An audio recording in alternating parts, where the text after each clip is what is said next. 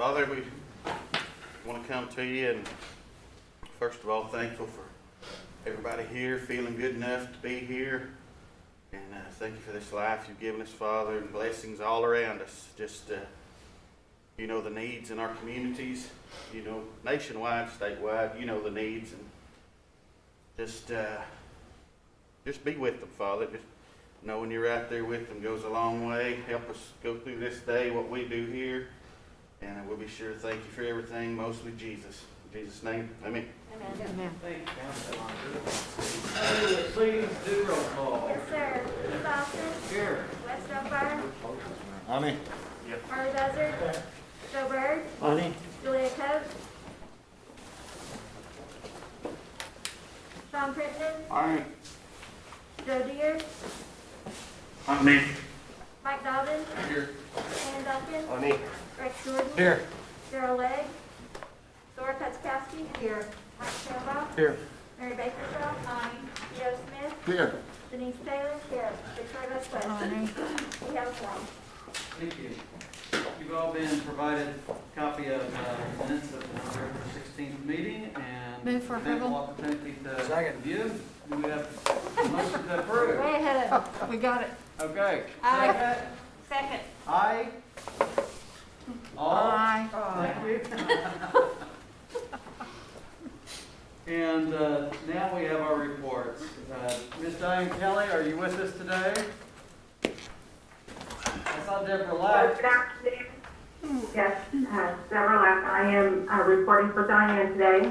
Okay. Greetings, holidays to y'all. Best wishes, Merry Christmas to the Tribal Council. Thank you. So for Diane's report, she wanted me to make sure that y'all knew that Hawkins Job Corps Center is still waiting for the green light to proceed on bringing students back to the center. That green light will come from DOL. Some centers have started opening, but we anticipate January as a potential date for bringing students back in the resumption plan. Once the students return, they'll be at the center around the clock, no home passes for a while once they come in. All the students and staff will be tested on a regular basis at the center through our Health and Wellness Center on campus. On to the Career Readiness Program, just so that you know, we are recruiting for our 3rd and 4th lineman class, which has proven to be a very successful training program. We've also started our first fiber training class, and it's very popular as well. Both of these classes are through the OSU Tech program and are part of the Cherokee Career Readiness Act. So with that, I also believe you have the full report that's been submitted to the council and be open to any questions that you might have. Thank you. Are there questions? Report. I see no hands. They're in the holiday spirit. They're letting you off so easy. Is this Debbie here? I mean, Deborah Merry Lack. Christmas, Deborah, and thank you all for all your efforts for us. Hey, Deborah, Yes. what is the current capacity that we have there at Talking Leaves? So our current onboard strength is running right about 154 students, if I believe. That's how much our last student payroll was that was processed. And so our capacity, if we were full on board, we would be 197 students strong. So we're still maintaining with a little bit of fluctuation there. Okay, all right. Thank you, Mr. Chair. Thank you. No more questions? Have a great day. Thank you. Thank you. Merry Christmas, everyone. Thank you. Our next reporter will be Director Corey Bunch, and will you also be reporting for Verna today? Yes. Okay. Well, then the floor is yours, but would you do attack it with your report, the Head Start report, and Sequoia School report separately? Yes, I sure will. Thank you. I believe that you guys have our report. I'd like to just go over a few highlights, but before I do that, I also want to wish you guys a happy holidays and a safe holiday. Thank you. We just recently started offering a College Resource Center virtual night. We had our first one just last week. On our next one, we'll make sure that you guys get the invite in case you want to send that out to your constituents. But we wanted to kind of start small and kind of see what that might look like for us, because even though we're not having very many come in to the College Resource Center, we know that a lot of students are out there and they have questions about FAFSA and other things. So we had a person on from NSU who was kind of an expert in the FAFSA process. So it was a really good night. We had around 30 students, college students, participate in that. And so we look for that to continue in this virtual setting, and probably won't end as far as the virtual setting. I do want to remind you guys that the renewal process for undergraduates and graduate students, the deadline for that is December the 28th. December the 28th is also the deadline for those high school concurrent students for the spring semester. So please pass that information along to anyone that might be interested. Aaron Emberton is my senior advisor, and Aaron and I have been working on several different projects, but one of them is trying our best to find ways to match up our graduates, whether they're undergraduate or graduate degrees, with the current openings, the job openings with Cherokee Nation. So as we go forward, we're going to be working closely with Chrissy Marsh, our College Resource Center manager, and trying to hire our own students as often as we can. Another project we've been working on with Travis Nolan in government relations. I might have mentioned this last month, but Cherokee Nation has around at least 6,000 hotspots for school-age children, public school children, and we will be delivering those to.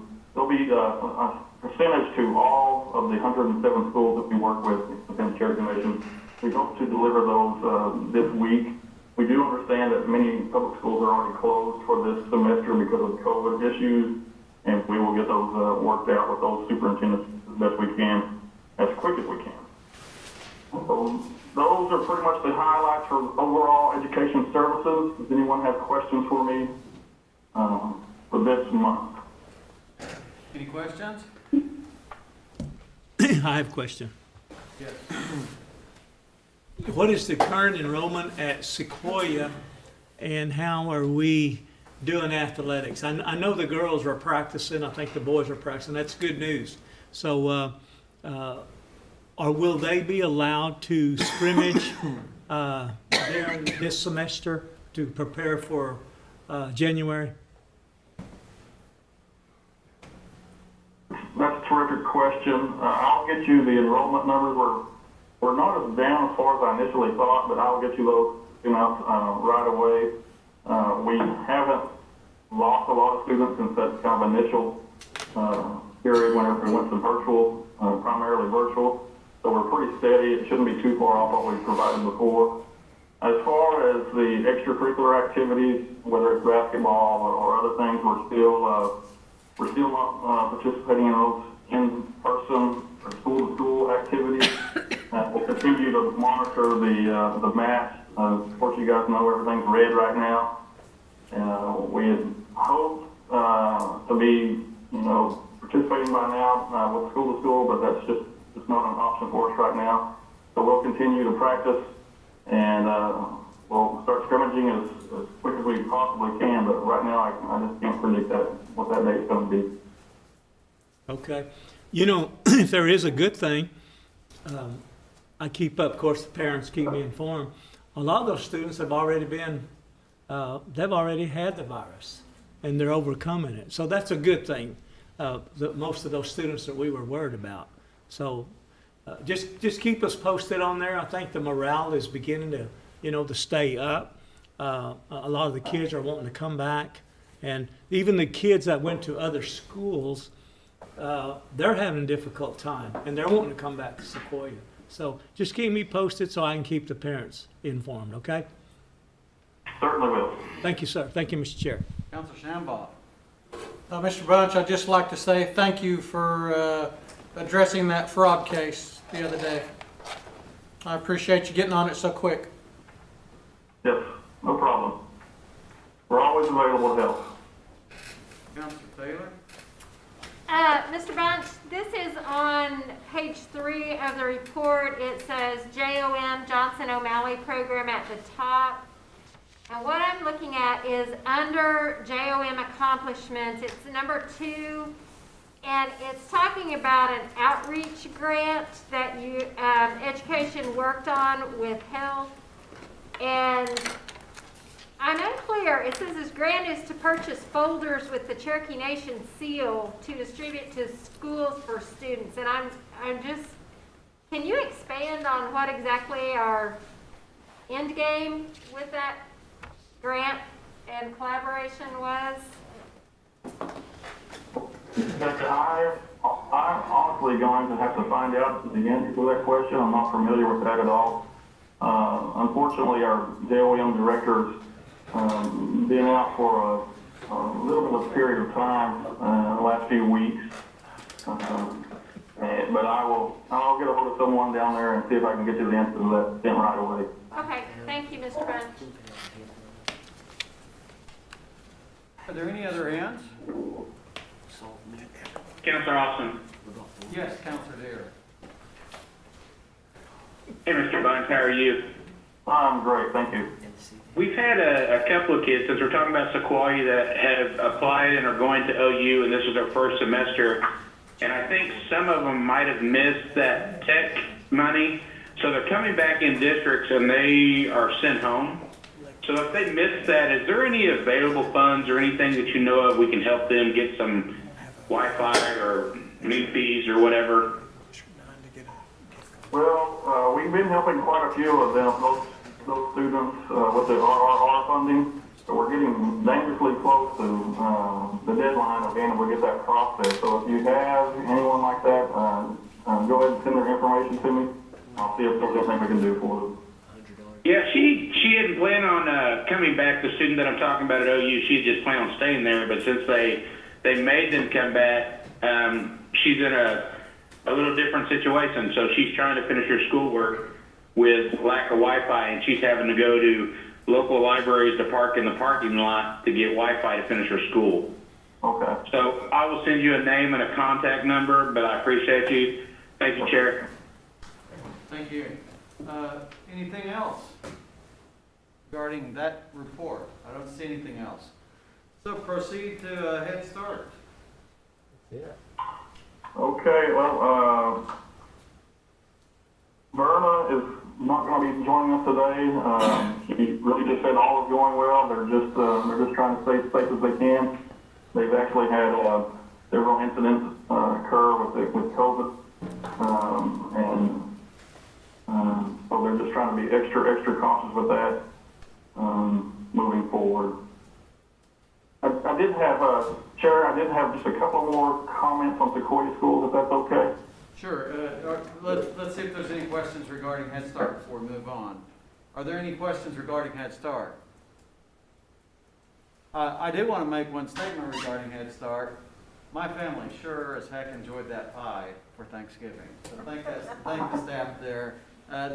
They've been such gracious hosts through the years to have a Thanksgiving lunch for us. And this year they couldn't do that, and I know they didn't like it any more than we didn't like it. But they did what they could, and it was very gracious of them, and my family sure enjoyed the pie I took home. So thank you. I will pass that along to Verna. They always know how to take care of everybody. Well, now one person we didn't take care of. We forgot him. Oh, yo. I ate yours, it was good. I perked up when they said pie. Yeah, we forgot EO, so we'll all have to chip in before we leave. Now soon they forget.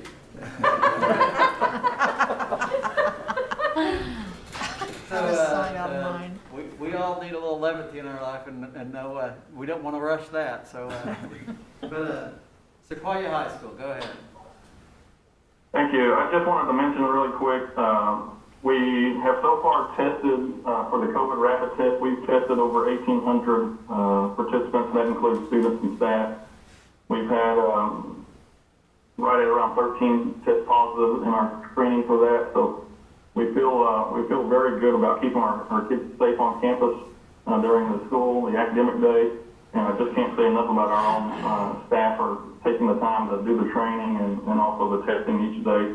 And also health services. Health services helped us out greatly with that, and they're constantly checking on us to see how things are going. So I really appreciate Dr. Jones and Dr. Gann, Lisa Pivick, and Brian Hill, and a few other ones that were mentioned earlier today. So thank you for that. Also, just one kind of new initiative that we're exploring.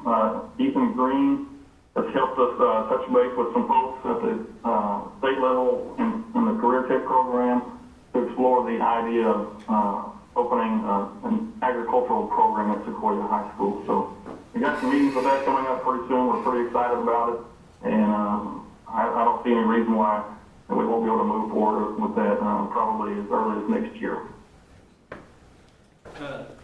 You said that 13 positives. Was that students and staff? That's students and staff that we've been able to screen and catch. Actually, before they even go into the main building, we have a really good routine set up in our old gym. The students come in, the staff. We screen them for their temperature first of all. If they pass that check, then we go on with the rapid testing. This takes about 15 minutes, and we have the results, and we can send them on their way. If someone does happen to test positive, we have it kind of set up to where no one can identify them. They kind of go behind the screened area, and we advise them on the next steps and contact their parents if it's a student. Okay. So on your staff, that's actually a very admirably low number for your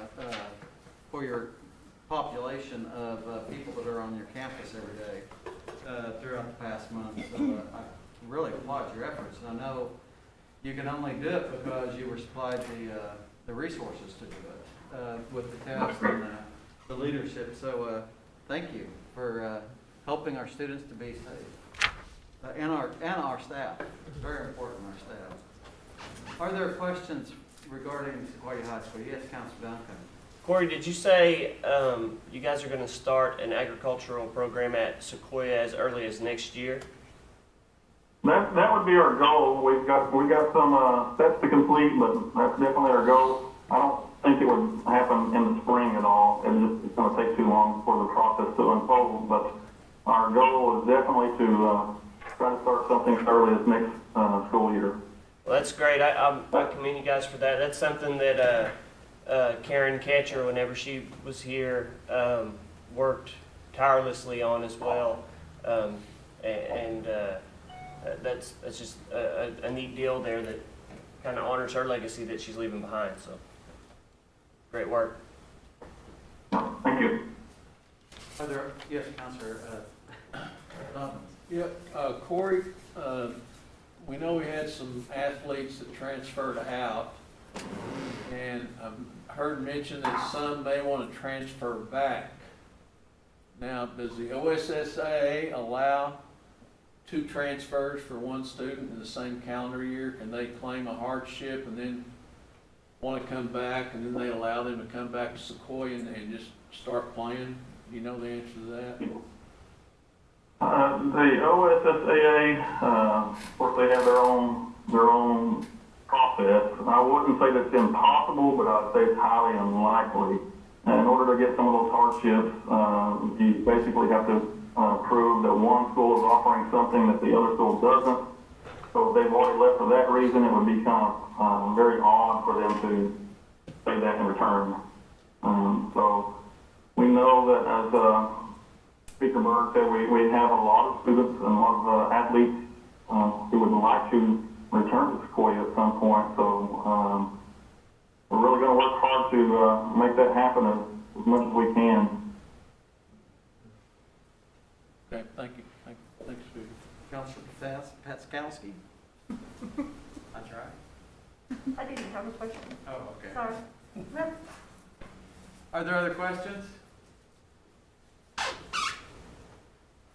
I see none. So have a great Christmas. Thank you for your efforts in leading our students and our staff safely. Thank you, Mr. Chairman. I see no old business pending, no new business pending, and The only announcement I have is that our next meeting is tentatively scheduled for Monday, January 11th at 3 p.m. Do I have a Motion to adjourn? Second. Aye? Aye.